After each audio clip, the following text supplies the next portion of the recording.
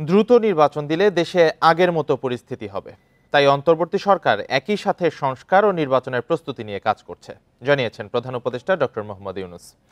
আগামীতে সরকারের মেয়াদ 5 বছর থেকে কমিয়ে 4 বছর করা হচ্ছে, আর অন্তর্বর্তী সরকারের মেয়াদ আরও কম হবে বলে এক সাক্ষাৎকারে গণমাধ্যম আল জাজিরাকে জানান তিনি। দেশে কবে ভোট হবে এ বিষয়ে এখনও কিছু ঠিক হয়নি জানিয়ে ডক্টর ইউনূস বলেন, নির্বাচনের সময় ও সংস্কারের বিষয়ে দেশের জনগণই চূড়ান্ত সিদ্ধান্ত নেবে।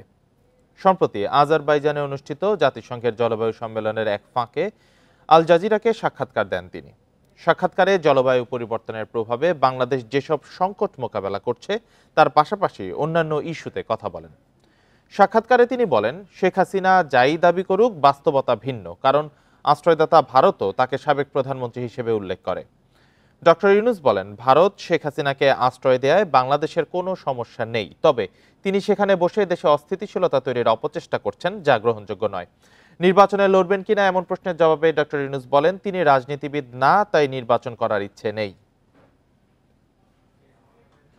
New Bangladesh is not going to come through just holding an election. ছাত্র জনতার অভ্যুত্থানের নতুন বাংলাদেশ শুধু নির্বাচনের মধ্যেই সীমাবদ্ধ নেই। এখনই যদি নির্বাচনের ডাক দেয়া হয় তবে তা হবে অতীতের বাংলাদেশের রাজনৈতিক কর্মকাণ্ডেরই পুনরাবৃত্তি। বরং পুরো সরকার ব্যবস্থা সংস্কার করা হবে, এমনকি সংবিধানও সংস্কার হচ্ছে।